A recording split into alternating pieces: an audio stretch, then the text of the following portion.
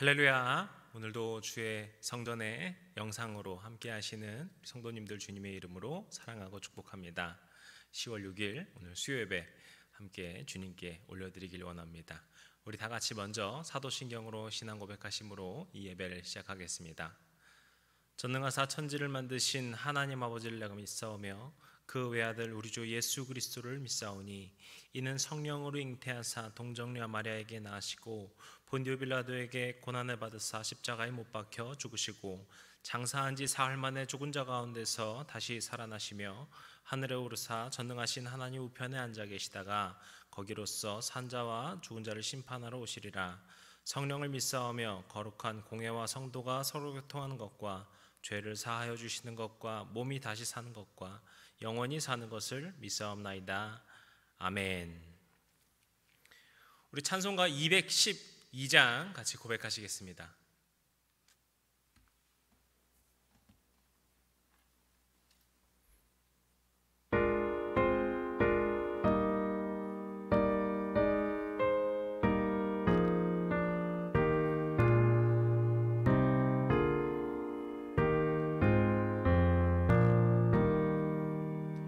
겸손히 주를 섬길 때 괴로운 일이 많으나 구주여 내게 힘 주사 잘 감당하게 하소서. 인자한 말을 가지고 사람을 감화시키며 갈 길을 잃은 무리를 잘 인도하게 하소서.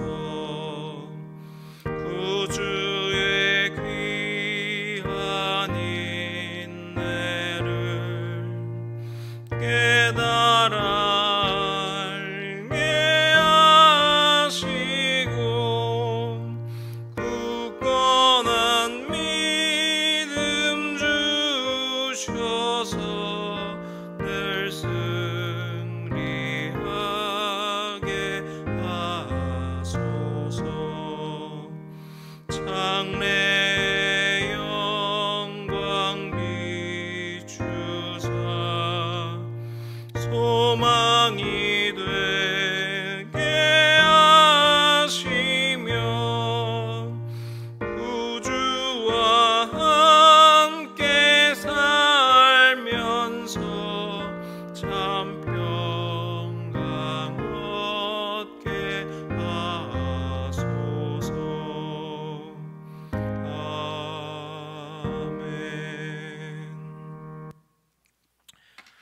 오늘 우리에게 주시는 하나님의 말씀은 욥기 22장 1절에서 11절까지의 말씀입니다. 오늘 욥기 9번째 시간이죠.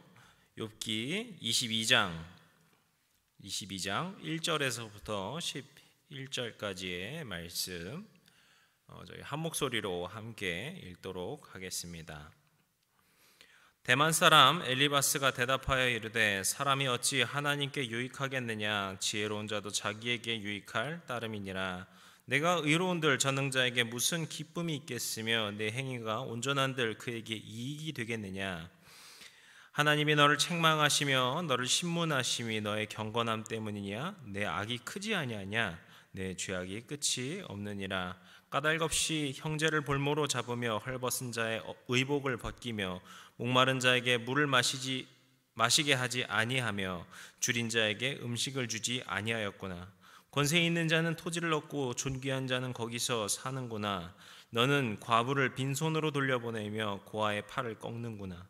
그러므로 올무들이 너를 둘러있고 두려움이 갑자기 너를 엄습하며 어둠이 너로 하여금 보지 못하게 하고 홍수가 너를 덮느니라. 아멘. 할렐루야. 다시 한번 주님의 이름으로 사랑하고 축복합니다. 보슬보슬 비가 내리다가 또 다시 해가 지다가 하는 이 가을 날씨입니다. 이런 날씨 가운데에서도 주님의 은혜로 가득한 오늘 하루가 되셨기를 다시 한번 더 기도하고 축복하길 원합니다. 앞서 말씀드린 것처럼 오늘 욥기 9번째 시간인데요. 저희가 지난 2주에 걸쳐서 2번에 걸쳐서 이 욥의 세 친구 중에 2명 빌닷과 소발에 대해서 이야기를 나눴죠. 이제 이 세 친구 중에 마지막으로 엘리바스라고 하는 이 인물에 대해서 오늘 좀 나눠 보려고 합니다. 욥의 어떤 욥과의 대화한 순서를 봤을 때는 엘리바스를 가장 먼저 하는 것이 맞을 수도 있는데 그럼에도 불구하고 제가 이렇게 마지막으로 나눈 이유는 이 세 친구 중에 엘리바스가 대표자와 같은 역할을 하기 때문에 가장 좀 마무리를 하면 어떨까라는 생각이었습니다. 엘리바스를 보시면요, 가장 먼저 욥에게 말을 건네는 사람이기도 하고 또 가장 많은 분량 욥에게 이야기를 하기도 합니다. 그리고 그의 말투나 어떤 그런 어법으로 볼 때 이 세 친구들 그리고 욥을 포함한 이 모든 사람들 중에 가장 연장자, 최연장자라고 생각이 되기 때문에 이 엘리바스가 계속돼서 어떤 이 세 친구 중에 대표자와 같은 성격을 갖고 있습니다. 또 그뿐 아니라 이 엘리바스가 이런 어떤 대표자의 역할인 이유에는 그가 대만 출신의 사람인 점 그리고 또 그의 이름에서 이렇게 나타나는데요. 먼저 이 대만이라고 하는 지역은 물론 이 성경에서 많은 이렇게 지형에 대해서 많이 이야기를 하지 않다 보니까 딱 여기다 이렇게 확신할 수 없지만 거의 대다수의 성경학자들은 이곳을 이제 에돔 지역이라고 이제 보고 있습니다. 이 에돔은 이 야곱의 형 에서의 별명입니다. 그래서 이 에서의 자손으로 이루어진 부족을 이제 에돔이라고 말을 하게 됩니다. 그래서 이 에돔 사람들은 이스라엘 사람들과 많이 다투기도 했지만 또 한편으로는 좀 형제처럼 여기는 그런 부족이기도 했습니다. 특별히 이 지역에 대해 어떤 특징을 성경에서 한번 기록하고 있는데 예레미야 49장에 보시면은요, 이 대만이라는 지역에 지혜자가 많이 있다는 것을 암시하고 있습니다. 그러니까 이 엘리바스가 대만 출신의 연장자, 나이가 많은 사람이라는 것은 그가 어떤 지혜를 많이 이렇게 깨우친 그런 사람이라는 것을 우리가 볼 수 있는 것입니다. 그리고 또 그의 이름, 이 엘리바스라는 이름 역시 중요한 의미가 있는데 이 앞서 말씀드린 소발과 빌닷 이 사람 같은 경우는 그 각자의 아마 지역의 그 부족에 해당하는 이름일 것으로 봅니다. 그래서 히브리어로 제대로 번역이 되는 이름이라고 보기 좀 어려운 면이 있는데 이 엘리바스는 히브리어로 딱 해석이 되는 이름인데요. 그의 이름이 무슨 의미인가 하면은 엘리바스에서 이 엘리는 아마 아실 수도 있겠지만 하나님을 보통 말을 합니다. 그리고 이 바스라는 것은 파즈라고도 하는데 이것은 순금을 말을 합니다. 그래서 그의 이름은 하나님은 순금이시라고 하는 어떤 고백이 담겨져 있는 이름입니다. 이것은 그가 하나님을 믿는 믿음의 가정에 속한 사람이라는 것을 보여주는 것이고, 그래서 이 두 가지를 합쳐서 보면은 우리가 이렇게 정리해 볼 수 있을 것 같습니다. 엘리바스는 하나님을 믿는 가정에서 태어난 지혜로운 믿음의 사람이다 라는 것이죠. 그래서 이 엘리바스의 말에는 지혜가 많이 묻어나고 앞서 말씀드린 것처럼 대표자와 같은 어떤 이야기들을 정리하는 역할들을 계속 맡게 됩니다. 그리고 이 엘리바스가 말할 때 보면 참 사려 깊은 모습도 볼 수 있는데요. 처음에 욥에게 이야기할 때 욥이 잘한 일들을 칭찬해주는, 다른 친구들이 비난의 일색인데 비해서 오히려 칭찬해주는 그런 사려 깊은 모습도 볼 수 있습니다. 하지만 그럼에도 불구하고 이 엘리바스 또한 앞서 나눈 이 빌닷과 소발처럼 참 잘못되었다라고 할 수 있을 텐데 그런 생각에 잡혀 있는데 그것이 바로 무엇인가 하면 권선징악의 사상입니다. 권선징악이라고 하면 선한 사람은 이제 어떤 칭찬을 받고 악한 사람은 벌을 받는다라는 것이죠. 이전에 두 친구들 역시 각자의 관점, 소발 같은 경우 막 분노를 냈었죠. 그리고 이 빌닷 같은 경우는 어떤 전통이나 하나님의 정의라는 관점에서 말을 했지만 결국 이들이 말하는 것은 권선징악의 논리였습니다. 하나님께서는 선하신 분이다. 그래서 하나님께서는 선한 분을 칭찬하시고 복을 주신다. 그리고 악한 사람에게는 벌을 주신다. 그렇기 때문에 지금 벌을 받고 있는 욥, 너는 악한 사람이다 라는 어떤 그런 결론이 내려지게 되는 것이죠. 안타깝게도 엘리바스 역시 이런 관점으로 계속해서 욥을 비판하고 정죄하게 됩니다. 그러면서도 엘리바스는 특별히 자신이 갖고 있는 장점을 적극 활용해서 이제 욥을 정죄하게 되는데요. 그것이 무엇인가 하면 자신의 이 많은 경험, 이 어떤 그 연장자로서 많은 경험을 토대로 한 그 지혜를 가지고서 권선징악을 이야기하게 됩니다. 그래서 오늘 우리가 이 엘리바스에 대해서 나눌 때 엘리바스가 말하는, 그가 말하는 지혜와 경험이 무엇인가에 대해 오늘 우리가 좀 이야기해 보려고 합니다. 물론 이것은 어떤 칭찬과 배울 점이라고 보기는 어렵고 반면교사라고 봐야 할 것입니다. 왜냐하면 엘리바스 역시 하나님께 혼을 나는 이 세 친구 중에 한 명이기 때문이겠죠. 먼저 우리가 이 경험에 대해서 좀 나눠본다면 이 경험은 우리 삶에 있어서 참 중요한 요소라는 것을 모두 동의하실 겁니다. 우리가 속담 중에서 젊어서 고생은 사서도 한다라는 말이 있죠. 이것이 단순히 젊었을 때는 좀 고생 좀 해봐라 뭐 이런 저주의 말일까요? 당연히 아니겠지요. 우리 모두 아시다시피 고생이라고 하는 그 경험을 갖고 있어야 나중에 큰 어려움이 생겨도 그것을 극복할 수 있다라는 어떤 이 경험의 중요성을 강조하고 있는 속담입니다. 그리고 또 저희가 지난주에 해림서원에서 나눴던 이 책 읽는 삶 강의에서 보시면은요, 이 C.S. 루이스가 말하는 이 독서의 중요성이 나옵니다. 그런데 C.S. 루이스는 책을 읽지 않는 사람의 세계는 너무나도 작아서 마치 감옥에 갇혀 있는 것과 같다라고 말을 하는데요. 이것은요, 책을 통해 우리가 느낄 수 있는 간접 경험에 대한 이야기로 우리가 생각해 볼 수 있습니다. 우리가 책을 통해서 우리가 책을 보게 되면은요, 여러 가지 많은 정보, 지식들을 얻기도 하지만 이 책에서 누리는 간접 경험 또한 참 중요한 것입니다. 우리 중에 누군가는요, 대기업의 CEO가 되실 수 있을 거예요. 저는 분명히 그럴 줄로 믿습니다. 그런데 세상 모든 사람들이 대기업의 CEO의 경험을 해볼 수 있을까요? 아닐 겁니다. 그거는 그럴 수는 없을 거예요. 이것도 그런데 하물며 뭐 마법사, 뭐 슈퍼히어로, 뭐 이런 판타지 주인공을 우리가 직접 경험해 볼 수 있을까요? 아마 어렵겠죠. 하지만 책을 통해서 어떤 그런 사람의 경험담 아니면 어떤 그런 판타지의 스토리를 통해서 그 세계를 간접적으로 경험하게 되는 것이죠. 그래서 C.S. 루이스의 말처럼 독서를 통한 간접 경험으로 우리의 세계가 이 좁은 감옥을 벗어나 확장되어 간다라는 것이 아마 이 책 읽는 삶에서 말하는 이 내용이라고 저는 봅니다. 이렇듯 우리 삶에서 이 경험이라는 것이 참 중요하다라는 것은 아마 다들 동의하실 겁니다. 하지만 이런 경험도 그저 많이 해보는 것만이 좋은 것이 아니고 그 안에 정말 중요한 통찰력을 가지는 것이 필요한데요. 그것이 무엇인가 하면은 경험 자체가 답이 될 수 없다라는 것입니다. 경험은 그 답을 찾아가는 과정이라는 것이죠. 이것이 무슨 말인가 하면 앞서 말한 것을 좀 예로 들면요, 우리가 책을 통해서 대기업의 CEO가 되는 것을 간접적으로 경험할 수 있습니다.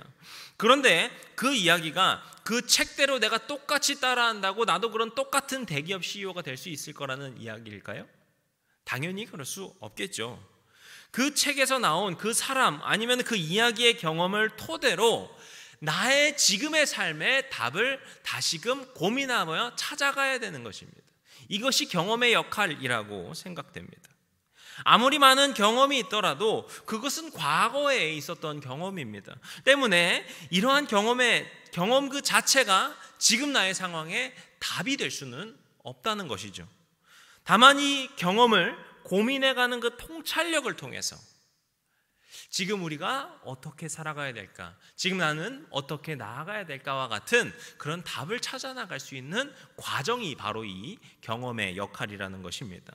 제가 지금 뭐 이런 자기계발서 같은 이야기를 왜 하는가 싶을 수 있는데 이것이 오늘 말씀을 나눌 때 중요한 핵심이어서 그렇습니다.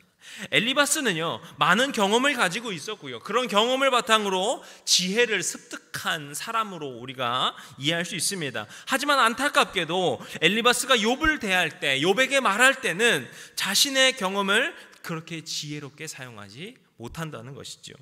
그래서 엘리바스는 자신의 경험, 그저 자신의 세계에 갇혀서 권선징악의 논리로만 욥을 정죄하게 되는 것입니다. 이것은 엘리바스의 강점이었던 지혜와는 참 거리가 있는 모습이기 때문에 더 안타깝습니다. 왜냐하면 이 엘리바스는 자신의 경험을 답으로 단정짓고 있는, 정답으로 단정짓고 있는 지혜롭지 못한 모습을 오히려 보여주고 있기 때문입니다. 결국에 엘리바스도 욥기 마지막에 보시면 다른 친구들과 함께 하나님께 질책을 듣게 되죠. 이것이 욥기 42장 7절의 마지막에 나오게 되는데, 제가 읽어드리면은, 여호와께서 욥에게 이 말씀을 하신 후에 여호와께서 대만 사람 엘리바스에게 이르시되 내가 너와 내 두 친구에게 노하나니 이는 너희가 나를 가리켜 할 말이 내 종 욥의 말같이 옳지 못함이니라. 지금까지 그들이 했었던 그 권선징악의 논리, 하나님은 이런 분이시라고 생각했던 너의 그 생각이 잘못되었다라고 하나님께서 질책하신 것이죠. 그래서 오늘 우리는 이 엘리바스의 모습을 통해서 우리가 어떻게 하면 믿음의 자녀로서 우리의 경험을 지혜롭게 살 수 있을까 고민해보고, 이 엘리바스의 모습을 우리의 반면교사로 삼을 수 있으면 좋겠습니다. 앞서 말씀드렸듯이 경험이라는 것, 우리 삶에 참 중요한 요소입니다. 그리고 그런 경험과 지혜를 또 다른 세대들에게 물려주는 것 또한 중요합니다. 그래서 우리가 이 경험을 잘 사용하는 것은 그저 나에게만 좋은 것으로 끝나는 것이 아니라 우리 해림교회 그리고 우리 주변에 있는 지역사회를 건강하고 바른 지혜로서 물려줄 수 있는, 그리고 그 지혜를 더욱더 확장시킬 수 있는 놀라운 힘의 원천이 되는 줄로 믿습니다. 사랑하는 성도 여러분, 오늘 우리가 이 경험에 대한 이야기를 나눌 때 우리 믿음 안에 이 경험의 통찰력이 올바르게 세워지는 귀한 시간이 되시기를 주님의 이름으로 축복합니다. 그러면은 이 엘리바스가 범한 이 경험의 어떤 이 통찰력의 실수가 무엇이었는가, 우리가 좀 그 부분을 살펴보려고 하는데, 먼저 엘리바스는 그가 욥을 판단할 때 그저 자기의 경험대로 상상하여 판단했다라는 것입니다. 저는 이것을 아마도의 함정이라고 부릅니다. 아마도라는 단어를 붙이면서 판단하게 된다라는 것이죠. 일단 오늘 말씀 5절에 보시면은요, 엘리바스가 욥의 죄를 아주 강하게 비판하는 모습을 우리가 볼 수 있습니다. 5절 말씀 보시면 이렇게 말합니다. 내 악이 크지 아니하냐, 내 죄악이 끝이 없느니라. 그리고서 이어서 이제 6절부터 9절까지 보시면은 욥이 무슨 잘못을 했는가를 쭉 열거하고 있는데, 보시면은 욥이 어떤 친척과 형제의 물건을 빼앗았다고 하고 다른 사람들의 옷 역시 빼앗았다 이렇게 말을 합니다. 그리고 목마른 자에게 물도 주지 않았다고 하고 배고픈 자에게 음식도 주지 않았다라고 합니다. 그러고서는 자기 자신은 마치 존귀한 사람인 채 행동을 했다라고 하고, 그러면서도 또 과부는 내쫓고 고아는 아프게 하고 멸시했다라고 이야기합니다. 그렇기 때문에 욥에게 이런 고난이 따른 것이라고 엘리바스는 말을 하고 있습니다. 우리가 만약에 지금 엘리바스가 말한 것이 사실이라고 한다면 어쩌면 욥이 이런 벌을 받을 마땅할 수도 있지 않을까라고 생각이 될 수도 있습니다. 하지만 우리가 이미 1장과 2장에서 욥이 어떤 사람인지 충분히 나눴지 않습니까? 욥이 얼마나 선한 사람이었는지, 욥이 얼마나 하나님을 경외하는 사람이었는지 우리가 이미 나눈 바가 있습니다. 더구나 이런 욥의 선한 성품에 대해서 평가한 것이 주변 사람들의 평가가 아니라 바로 하나님께서 욥을 그렇게 평가하셨다는 겁니다. 그렇다면 지금 이 엘리바스의 말은 무슨 말이었을까요? 그의 상상에 불과한 것이죠. 그래서 욥기 31장에 보시면은요, 욥은요 아주 강하게 단언하면서 자신이 이런 일을 한 적이 없다고 대답을 합니다. 한 적이 없기 때문이죠. 그러니까 지금 엘리바스가 말한 것, 이것이 그저 자기 머릿속에 있었던 상상에 불과하다는 것입니다. 그렇다면 욥은 왜 자기의 이런 상상으로, 그런 망상으로 욥을 판단했던 것일까요? 이것은 자신이 경험한 것 이상을 생각하지 않았기 때문입니다. 그렇기 때문에 그저 아마도 나의 경험에 근거해 본 건데 아마도 너는 이랬을 거야 라는 결론을 내린 것이죠. 그가 경험한 바에 의하면 이런 나쁜 짓을 한 사람은 무조건 고난을 당한 것입니다. 그것도 욥처럼 한순간에 이런 나쁜 일들을 겪은 사람, 그렇다면 더더욱 나쁜 일을 했었을 것이다 라고 결론을 내리는 것이죠. 그렇기 때문에 욥 너는 아마도 너의 이웃들의 옷을 뺏었을 거야. 너는 다른 사람들을 힘들게 했을 거야. 너는 과부를 돕지 않고 내쫓았을 거야. 너는 고아들을 멸시하고 그들의 팔을 꺾으며 괴롭혔을 거야 라고 판단한 것입니다. 이것이 바로 아마도의 함정에 빠져서 자신의 경험을 아주 잘못 사용하고 있는 이 엘리바스의 모습을 보여주고 있는 것입니다. 그래서 오늘 우리도 이 각자의 삶에 우리가 이 아마도의 함정을 스스로 조심해야 합니다.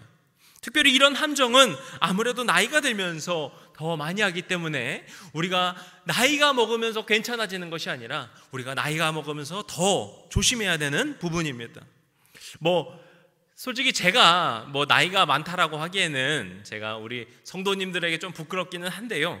저도 이 청소년부 친구들이랑 있다 보면은요, 제가 나이가 좀 많습니다. 그런데 제가 이 청소년부들이랑 아이들과 이렇게 이야기하다 보면요, 저도 참 걱정될 때가 덜어 있습니다. 자칫 저의 이런 얕은 경험으로 아이들을 판단하거나 단정짓지 않을까 하는 우려 때문입니다. 제가 아이들에게 만약에 이런 식으로 너 아마도 그랬을 거야, 너 아마도 그러니까 그랬을 거야 라고 판단하거나 그렇게 말하거나 아니면 그런 모습을 비치게 되면 그 아이들과의 관계가 건강하게 세워지기 어렵습니다. 그래서 저도 이 청소년부 아이들과 말씀을 나누거나 아니면 놀거나 이야기하거나 할 때가 되면은 이 부분을 항상 조심하고 고민하면서 이야기하게 됩니다. 이 아마도의 함정, 이것은요, 앞서 말씀드린 것처럼 우리가 나이가 들면 들수록 괜찮아지는 것이 아니라 우리 안에 얼마든지 더 생겨날 수 있는 위험이 있습니다. 그래서 이것을 우리가 스스로 생각하고 말할 때, 행동할 때, 판단할 때 조심하고 조심하지 않으면 언제든지 나타나는 것입니다. 그래서 우리는 이 자신의 경험으로만 판단하는 것이 아니라 다른 사람들의 관점을 계속해서 생각하고 그러면서 이 아마도의 함정을 견제하고 조심해야 하는 것입니다. 그리고 이런 이 아마도의 함정, 이렇게 엘리바스가 이런 실수에 빠진 그 근본적인 원인에는 그의 마음에 있는 겸손하지 못한 마음, 그 교만이 있었음을 우리가 기억해야 합니다. 욥기 4장에 보시면은요, 엘리바스는요 자신의 어떤 영적 경험을 욥에게 이야기해 줍니다. 그리고 그 경험을 통해서 하나님은 선한 분이야, 하나님은 공의로운 분이야 라는 것을 욥에게 이야기해 줍니다. 그러고서 뒤에 5장 8절에 이렇게 이야기를 하는데요, 제가 읽어드리겠습니다. 욥기 5장 8절. 나라면 하나님을 찾겠고 내 일을 하나님께 의탁하리라. 아멘. 애초에 이런 일을 겪어보지도 못한 엘리바스가 욥에게 이런 말을 한다는 것 자체가 문제지만 우리는 이보다 더 중요하게 이 구절에서 살펴봐야 될 점이 있습니다. 그것이 무엇인가 하면은요, 엘리바스의 말에는 자신은 이런 일이 생겼을 때 하나님을 찾고 의탁했을 것이다. 욥 너는 그렇게 못했지만 나는 그렇게 할 수 있다 라고 하는, 즉 자신이 욥보다 더 나은 사람이라고 하는 그의 영적 우월감을 보여주는 구절이라는 것입니다. 그리고 그가 이전에 이미 4장에서 자신의 이 영적 경험을 소개해 준다는 점에서 그가 욥보다 영적으로 대단한 사람으로 이미 여기고 그렇게 욥을 판단하고 있다는 것을 우리가 볼 수 있습니다. 이것이 바로 엘리바스의 근본적인 실수였던 영적인 교만이 드러나는 것이죠.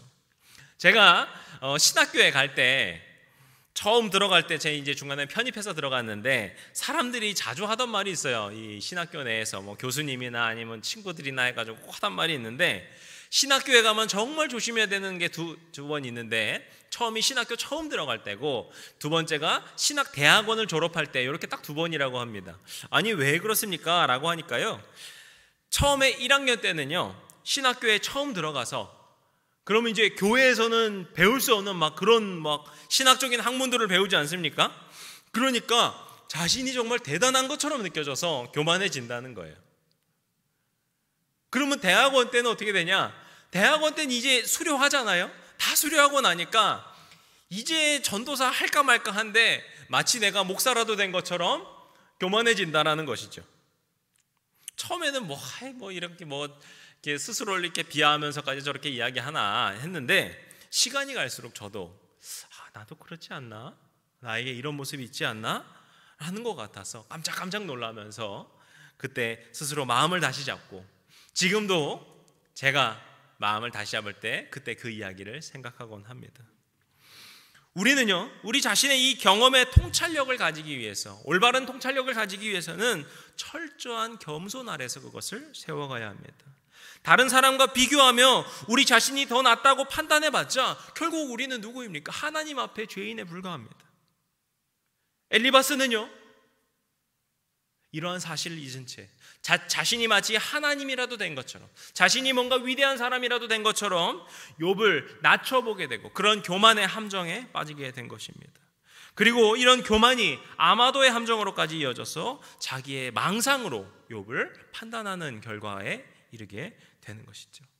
저는요, 오늘 이 말씀을 정리하면서 우리에게도 이 엘리바스의 모습이 있지 않는가, 우리가 스스로 계속해서 점검해 갈 수 있으면 좋겠습니다.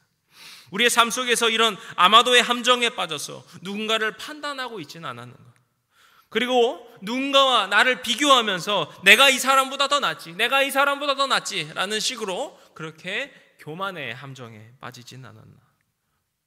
날마다 우리가 스스로를 점검하면서 우리가 주님 앞에 죄인임을 기억하면서 겸손하게 나아가야 할 것입니다. 우리가 겸손함을 주님께 구할 때, 그리고 그런 겸손의 마음으로 다른 영혼들을 바라볼 때, 그것이 공격이나 상처의 언어가 되는 것이 아니라 나를 통하여서 주님께서 일하는 것을 우리가 경험할 것입니다. 그리고 나를 통하여서 주님께서 일하셔서 그 영혼을 위로하고 회복하는 일이, 그런 역사가 일어날 줄로 믿습니다. 그리고 우리의 이런 경험들이 아주 좋게 다른 사람에게도 이어지고 그것이 더욱더 확장되어 갈 것입니다. 저는 우리 교회가 정말 그런 믿음의 공동체로 계속해서 세대에 전달해 줄 수 있는 그런 귀한 교회가 될 줄로 믿습니다. 우리 모두가 겸손하게 주님 앞에서 살아갈 때 우리의 경험을 통해 날마다 변화되어 가고 그런 영적인 변화와 성숙과 그 능력을 누릴 줄로 믿습니다. 그리고 그것을 우리 주변에 거룩하게 아름답게 흘려보낼 수 있는 귀한 축복의 통로로 사용될 줄로 믿습니다. 오늘 이 시간 우리가 이 엘리바스를 기억하면서 주님 안에 겸손으로 나아가시는, 겸손으로 그 경험을 아름답게 세워가시는 주님의 사람들 되시기를 주님의 이름으로 간절히 축복합니다. 기도하시겠습니다. 오늘도 우리가 주님 앞에 죄인임을 기억하고 우리의 씻을 수 없는 죄를 주님께서 구원하셨음을 기억하며 겸손히 주님 앞에 나아가길 원합니다. 사랑이 많으시고 우리를 인도하여 주시는 우리 주님, 지금도 연약한 우리를 돌봐주시고 어루만져 주시는 주님의 그 놀라운 인도하심을 믿으며 이 시간 나아갑니다. 우리가 이 말씀을 통하여서 엘리바스를 또한 우리 역시 비판하며 바라보는 실수를 하는 것이 아니라 그것이 우리 안에 있지 않는가 스스로 돌아보며 우리가 주님 안에서 더욱더 아름답게 그런 주님의 성품 닿는 제자의 삶, 자녀의 삶이 될 수 있도록 주님 인도하여 주시고 축복하여 주시옵소서. 그래서 우리를 통하여서 주님의 그 놀라운 일이 퍼져나갈 수 있도록 주님께서 우리를 사용하여 주시옵소서. 우리를 사용하여 주시고 우리를 통하여 일하여 주시는 우리 주님 예수 그리스도의 이름으로 기도드렸습니다. 아멘. 주기도문으로 오늘 예배를 마치겠습니다. 하늘에 계신 우리 아버지여, 이름이 거룩히 여김을 받으시오며 나라의 임하옵시며 뜻이 하늘에서 이룬 것 같이 땅에서도 이루어지이다. 오늘날 우리에게 일용할 양식을 주옵시고 우리가 우리에게 죄진 자를 사하여 준 것 같이 우리 죄를 사하여 주옵시고 우리를 시험에 들게 하지 마옵시고 다만 악에서 구하옵소서. 나라와 권세와 영광이 아버지께 영원히 있사옵나이다. 아멘.